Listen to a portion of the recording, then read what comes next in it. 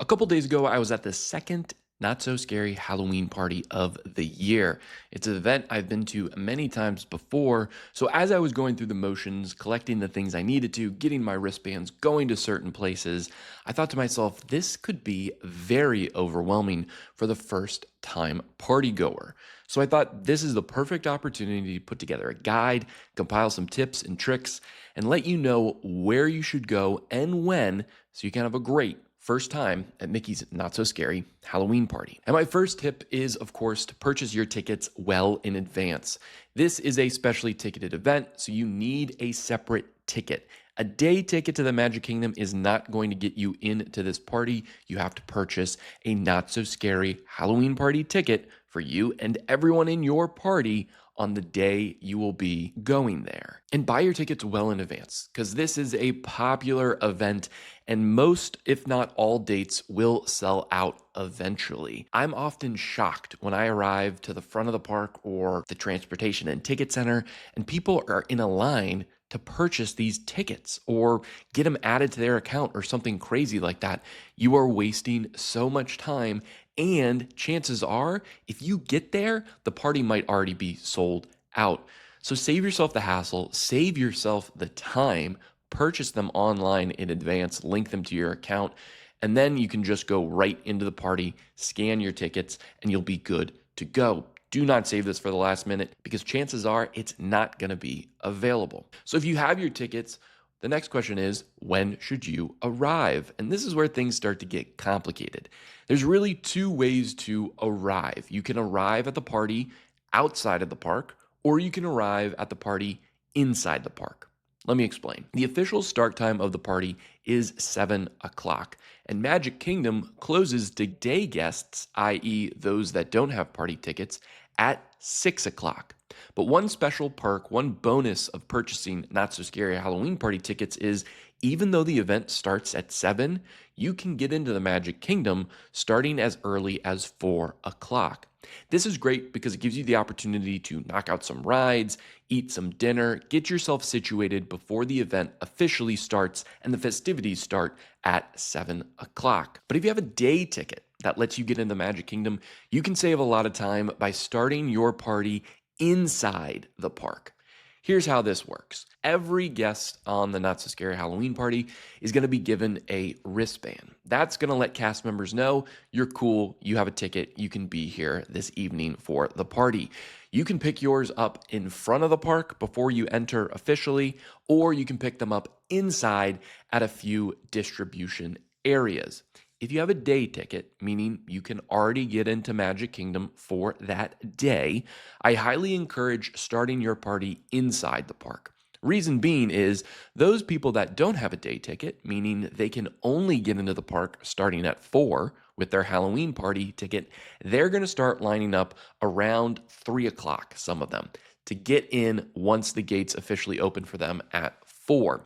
If you have a day ticket, you can bypass that line, you can be in the park, you can be riding rides, and then wristband distribution will start at a few places inside Magic Kingdom starting at 4. Tortuga Tavern across from Pirates of the Caribbean in Adventureland, Mickey's PhilharMagic in Fantasyland, and then also in Tomorrowland at the left-hand side when you come over the bridge from the hub is where you can pick up those wristbands if you're already in the park. If you take the monorail in a little bit before 4, you're going to see the right-hand side of all the turnstiles to get into the Magic Kingdom is going to be very, very crowded. That is because anyone who only has a Halloween party ticket has to enter through that entrance. If you have a day ticket, and even if you're arriving right at 4, I encourage you to utilize your day ticket and go into the entrance on the left. There won't be any lines at all. You'll be able to go in. You do not have to pick up your wristband immediately. You just need to pick up your wristband prior to 6 o'clock when the Magic Kingdom closes. Take advantage of that. Ride some rides while others are waiting in line to get their wristbands. The wristband distribution centers inside the park also get very busy right at 4. You don't need to be there right at 4. You can wait, give yourself some buffer time, and then head in and get your ticket at 5 o'clock Again, that only applies if you have a day ticket. If you only have a Halloween party ticket, then I do encourage you to get to Magic Kingdom around 3 o'clock. Yes, you're going to have to wait about an hour in that line. It sucks. But if you want to utilize the most time in the park with your ticket, being towards the front of the line so that when it officially opens for you at 4, you can get your wristband quickly. You can go start riding rides or get in line for something and utilize that extra time. The one caveat to this, if you do have a day ticket, for the guests that only have Halloween party tickets, they funnel them through the event entrance, which is really cool this year as there are some characters mingling and meeting and greeting that are Haunted Mansion themed. If you do start your party as a day guest in the theme park, you can circle back once you've picked up your wristband. That entrance is open until 8 to see all of those things. But just keep in mind, you're going to have to double back towards the front of the park. When you get your wristband is also when you're going to get your trick-or-treating bag, which you'll use a little bit later in the evening. You'll also be handed a map. I highly encourage you taking a couple of these. This isn't just going to have show times of when events are occurring. It's also going to have the treat trails. It's going to show you where characters are meeting and greeting. Super, super helpful to have. And it's handy to just keep in your back pocket. So you got your wristband, you got your trick-or-treating bag, you're inside the park. What do you do before the party starts?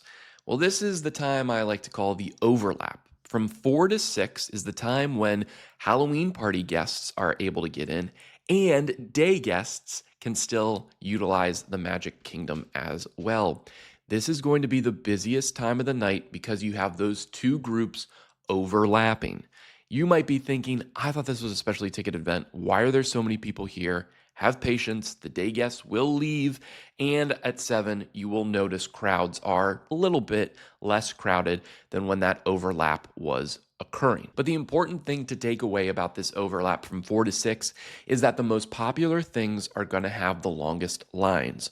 So attractions in particular, attractions like Tron, Seven Dwarfs Mine Train, Big Thunder Mountain, Space Mountain, Tiana's Bayou Adventure, Jungle Cruise, Peter Pan.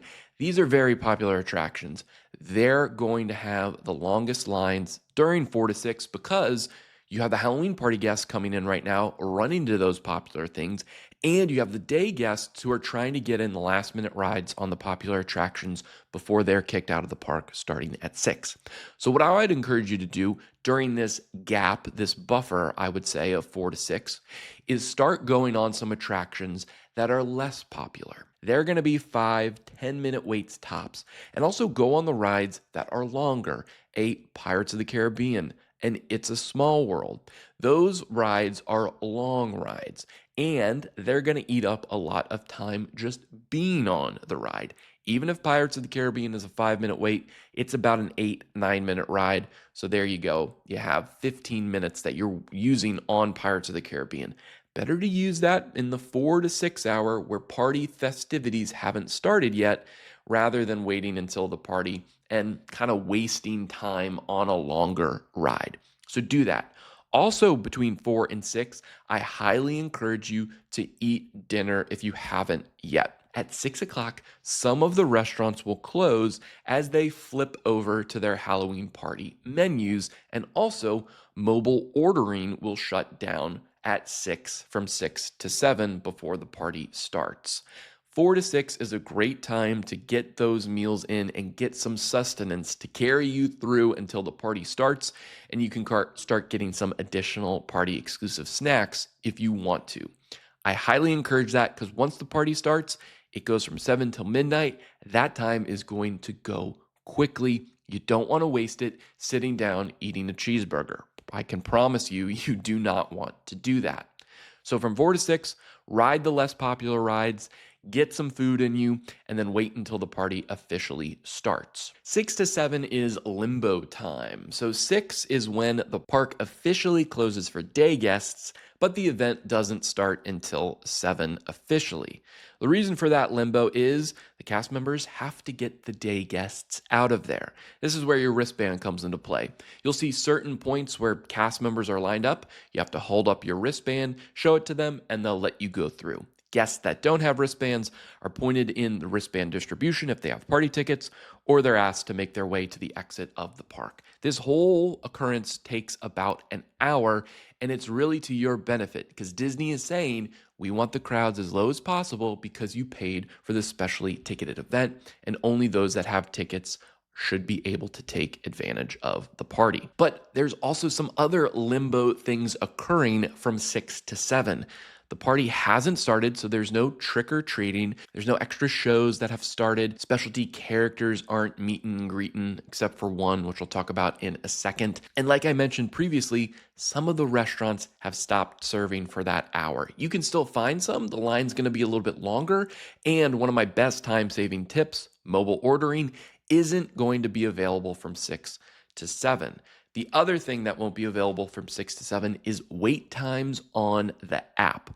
That's why I would encourage you to kind of be in a space where you can easily go from attraction to attraction, someplace like Fantasyland, where there's an abundance of attractions close by, where you can easily go up and see the wait times. The wait times will be posted at the entrance to all of these attractions, but it won't be in the app from 6 to 7 as they switch over for party wait times. So during Limbo 6, 7, 6, 7, 6, 7, you're going to still do those rides that are less popular. You're going to try to find some food maybe. I would really just focus on the rides. That being said, there are some rides that will have special Halloween party overlays starting at 7. So I wouldn't go on those before the party starts. There's not a whole lot. There's just Space Mountain, which is completely dark when you go into the ride, which is pretty awesome. There's the Mad Tea Party, which has some strobe lights and some special sounds and music and stuff, which is pretty neat to see. And then there's also the Haunted Mansion. The Haunted Mansion doesn't have an overlay, but the front of the mansion is lit up very nicely. There's some fog. They tend to put out some characters there. It's a little bit special when the party officially starts at 7. I mentioned before, characters aren't typically meeting and greeting until 7, especially those special characters that are in their Halloween costume. The one exception for that is Jack Skellington and Sally from The Nightmare Before Christmas. They meet because they're so popular starting at 4 o'clock. So if that's a priority for you to meet them, go into Magic Kingdom. They'll be meeting at the Town Square Theater to the right as you enter Magic Kingdom. And you'll definitely want to get in line for them at 4 o'clock because they are so popular. You're probably going to wait an hour at least to meet them, though. So just keep that in mind if you're willing to sacrifice all that time to meet them. And as soon as the clock strikes 7, the special festivities begin. Trick-or-treating begins, those specialty shows begin, like Captain Jack Sparrow's show, the Cadaver Dance parties in Tomorrowland. These things start to happen. Specialty food is available. Those attraction overlays begin. The one thing I would caution you is at 7, don't rush to any of those party exclusive festivities because everyone's going to do it. I highly encourage you to not start trick-or-treating at 7. The lines are going to be very long. As the night goes on, those lines go down. You're able to get in line and get more candy much quicker.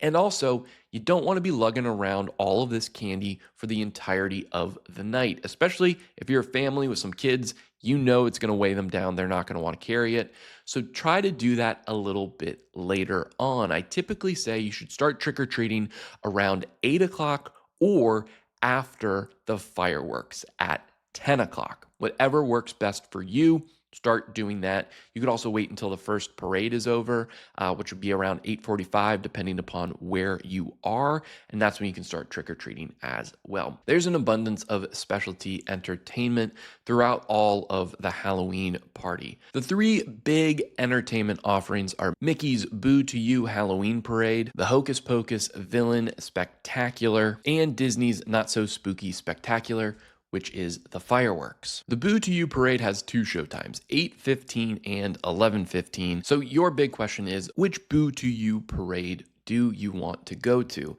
I will say, of all the things, if you want to focus on attractions and just have this be as many attractions as possible and you want to skip some things, great. I would highly encourage you not to skip the Halloween parade. Boo to you. I think it's the best part of the Halloween party. It's so creative, it's so cool, it's so well done. I highly encourage getting at least one viewing of the parade when you're there for the Halloween party. But which showtime should you pick for this? I think it really depends on your party, one, and if you can last all the way to midnight when the event ends. For those with younger kids, you're probably not going to last that long, right? So your really only option is the early parade at 8:15. One thing I will advise is if you can stay till midnight, try to see the second parade at 11:15 because it's going to be so much less crowded.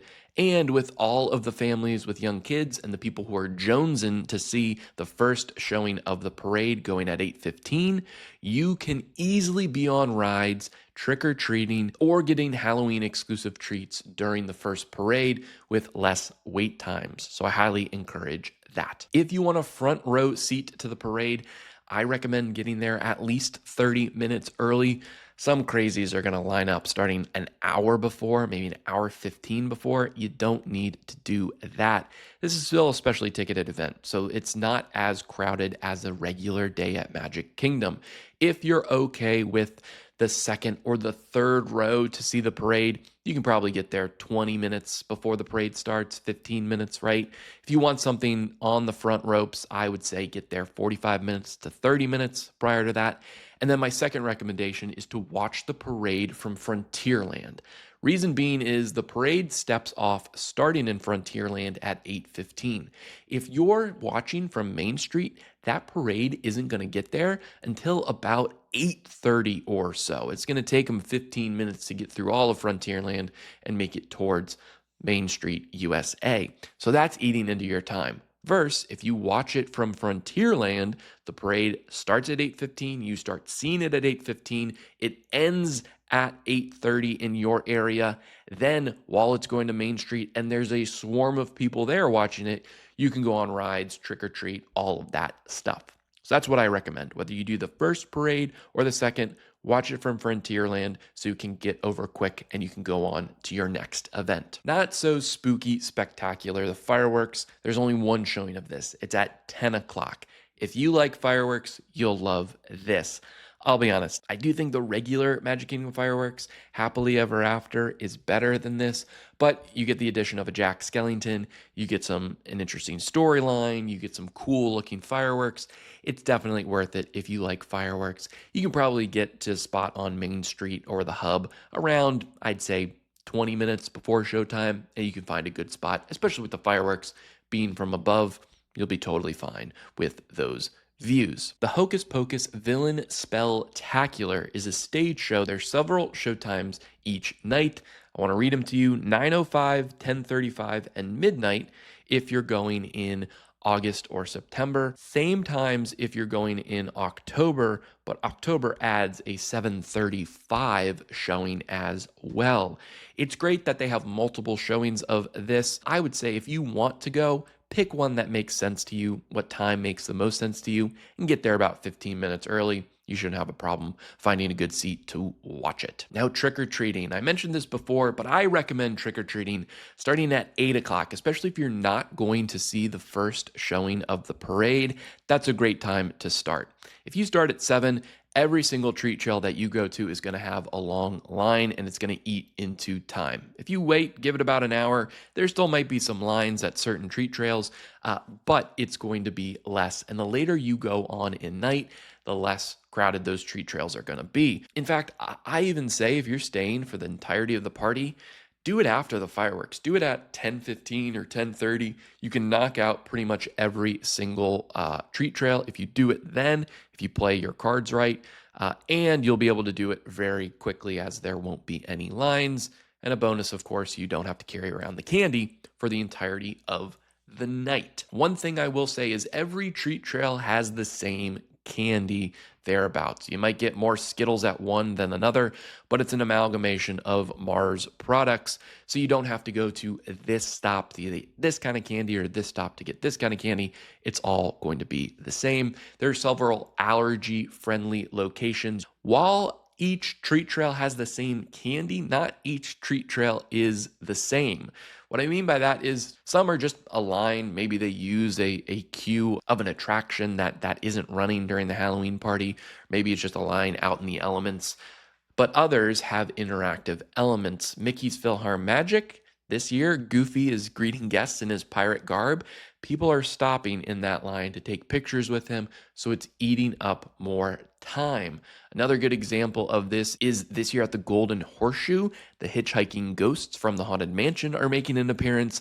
That's another treat trail that is taking longer than usual. So keep that in mind. Some treat trails are going to be longer than others throughout the night. Some are going to be really, really short. So just play that by ear. If you made it this far, you deserve one big tip.